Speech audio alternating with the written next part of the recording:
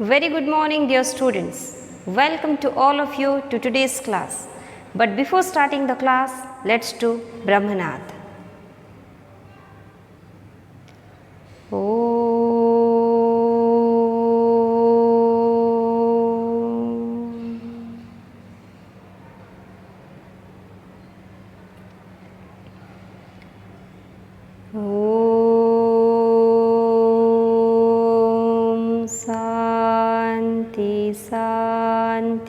Santi. Shastha. So now let's start the class. So dear students, today in this class we are going to start another unit, and the name of the unit is Man and Woman, and this unit contains 4 chapters. They are Portrait of a Teacher, My Mother, Lucy Rowan's Mother, The James Hive of Navanaga. So today in this class we are going to discuss the chapter Portrait of a Teacher. Okay, so let's start the text. But before it, tell me why portrait means what? Picture, sketch. But does it mean that a sketch of a teacher is being given? No. Here portrait of a teacher is referring the qualities, the different means what we say, how the teacher was there for the student, how he was encouraging the student, and what are the students mean to the teacher, and overall what is the attitude of the teacher towards teaching. All these things are picturized in this chapter. Okay, you must be having one favorite teacher. Listen, even when not less than 50 or 60 or 70 teachers have taught you throughout your career till today, still you are having a single teacher as your favorite teacher.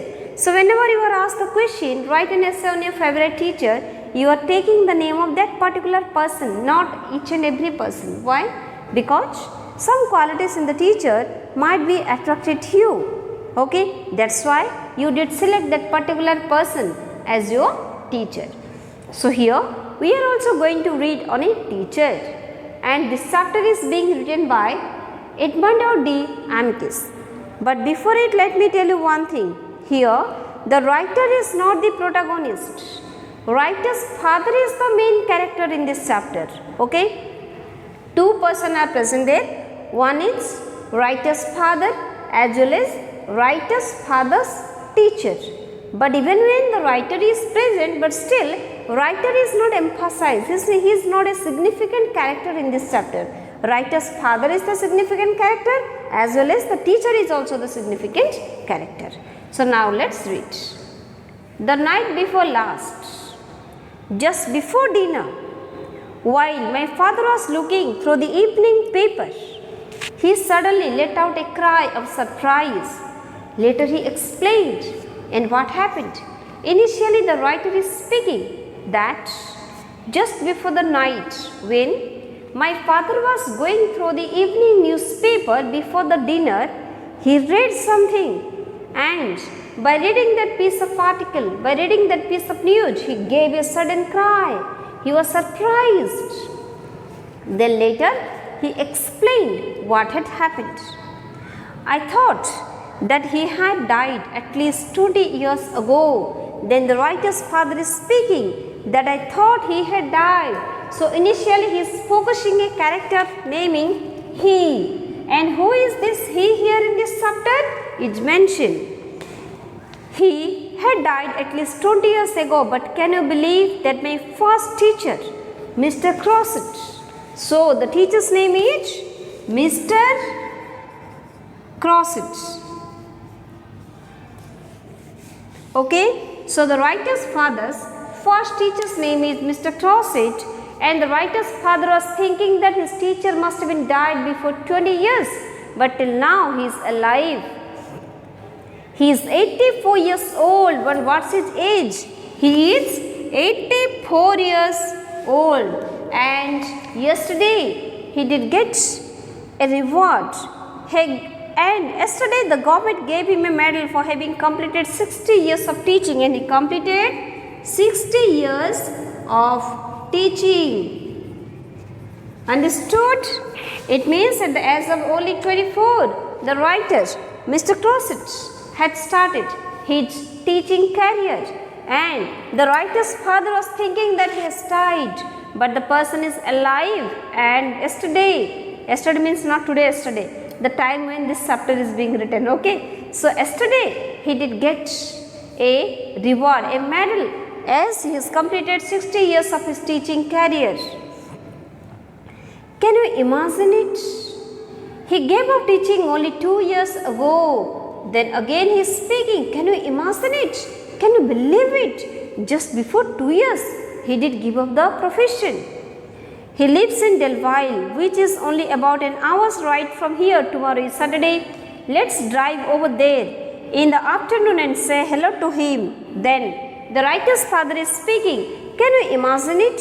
Okay, anyway, tomorrow is Saturday, let's go there, and we have to speak hello to him. This is the thing spoken by the writer's father. During the evening, my father spoke of little else, and in that evening time, the writer's father didn't speak a number of things. He spoke very little of some other thing, because his complete focus was his teacher. Think what the writer's father might be feeling for his teacher, because he was completely busy in discussion with the single topic, that is his teacher, and this particular single teacher, Mr. Crosset. The very name of Mr. Crosset seemed to bring up 1,000 memories of when he was a boy, of his friends and of his mother, now dead.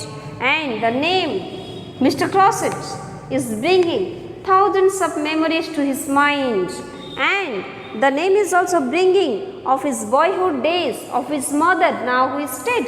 It means by thinking, by listening the name Mr. Crosset, the writer is also focusing a number of other things, his career, his life, his childhood, his mother, everything is just reflecting, is just flashing before his eyes. I can still see Crosset. The first day I entered school, then he is speaking, I can see Mr. Crosset. I can also see right now that on the very first day Mr. Crosset entered the school.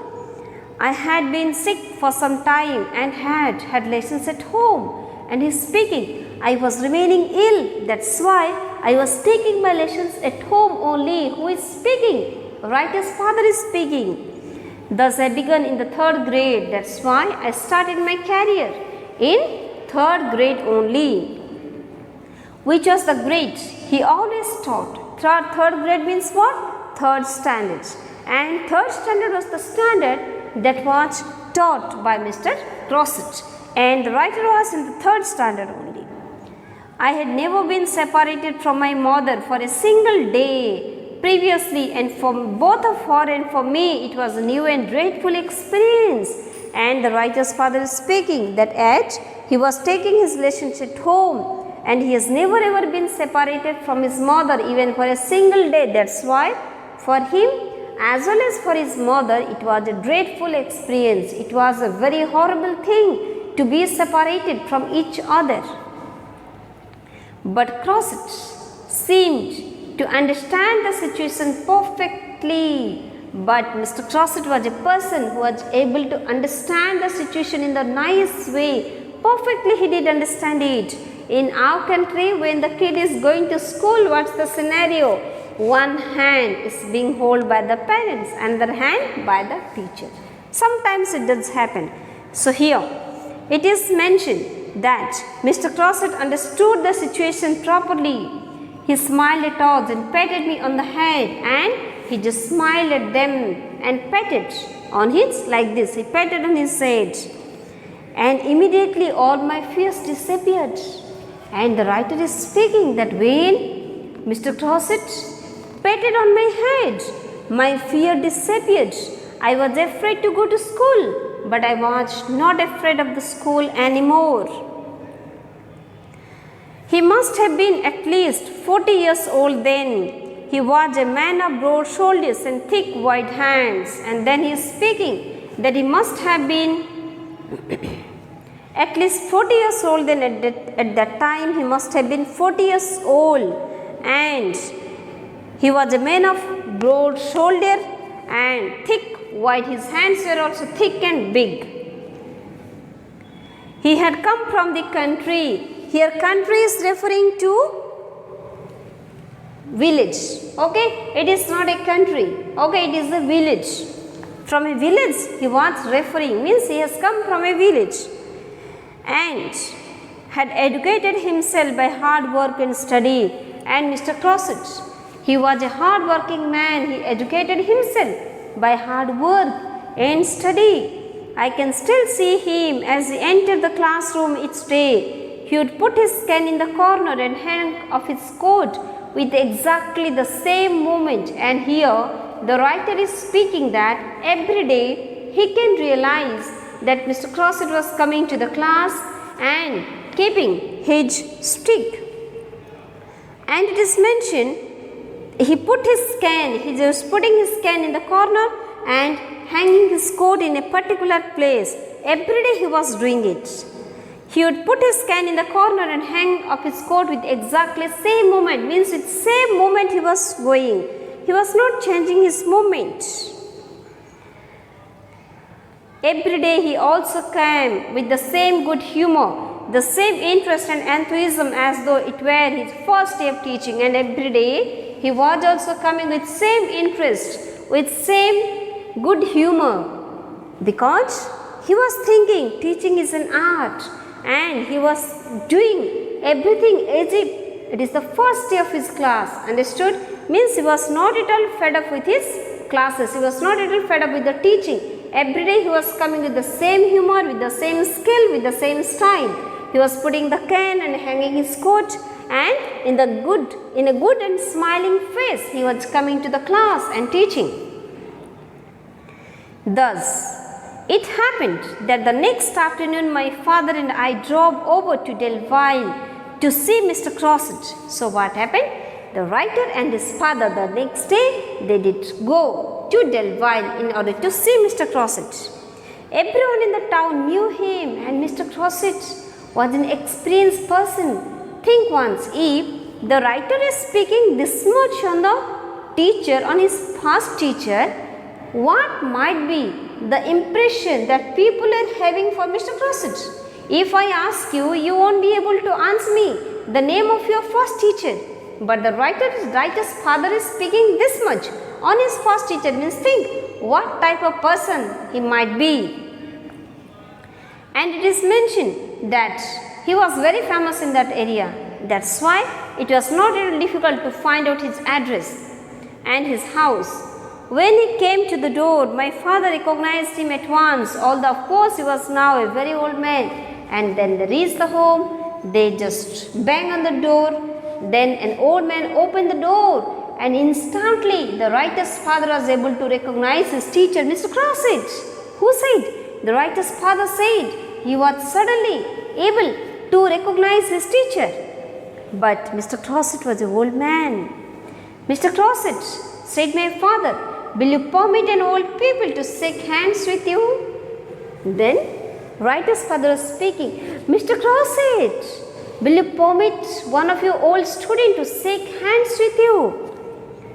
Mr. Crossett looked at us curiously, and Mr. Crossett was having the eagerness to know who are these people, because think the writer was only in the writer's father was in the 3rd grade only when Mr. Crossett was teaching him. So it was very easy for the writer's father to recognize him, but it's too difficult on the part of Mr. Crossett to recognize him. Then Mr. Crossett was curiously looking at them. Oh, an old pupil, I am sorry, but your name? Then Mr. Crossett is speaking. Old pupil, I am sorry. It means he is unable to recognize him. But your name? My father told his name, Albert Bodin. Then the writer's father told his name, Albert Bodin. He also told him the year in which he had studied and the name of the school, and the writer's father also told the year in which he was studying in the school and the name of that school. The old man dropped his head, and then what happened? Mr. Crossett just bowed down his head. dropped his head and began to murmur to himself my father's name. Suddenly he looked up, and what did Mr. Crossett do? He just, Albert Borden, Albert Borden, Albert Borden. He started speaking like this. Suddenly he looked up. Albert Borden, your father was an engineer. Think what type of memory that the teacher was having. And he is speaking, your father was an engineer and you lived very near the school. And again he is speaking that you are living very close to the school. Exactly right, said my father, shaking the old man's hand. And the writer's father was having the old man's hand and shaking hand and speaking exactly right. I began to understand my father's enthusiasm for his old teacher. Now did you understand why the writer's father was too curious to know on the teacher? Now the writer is able to understand why his father was too curious on the teacher. Imagine this old man, this man had not seen my father for more than 40 years. Think, the teacher had not seen the writer's father since last 40 years, more than 40 years. And yet he knew him after only a few moments of struggle with his fading memory, but still he is able to recognize this man by struggling with his fading memory. He just murmured, Albert Borden, Albert Borden. Then he looked up and said, your father was an engineer and you are living very close to the school. Think what might be the capacity of the teacher. I hoped that I would have an equally good memory when I reached his age. I did not know this man, but I admired him already. Then what is the expectation of the writer? The writer was also expecting the same memory that his father's teacher was having at this old age. He was 84 years old. At this age, people normally forget their own name, their house, everything. But here, this old man, after little bit struggle with the memory, is able to recall not only the father's name, not only writer's father's name, but also his father and his and the location of his house. Okay, so this is the reason that why the writer's father was very curious on the teacher. Understood it? This is your unit 1 of the chapter Portrait of a Teacher. You just read it, watch the video. Any doubt, any problem you have, you just call me. Okay, thank you. Have a nice time.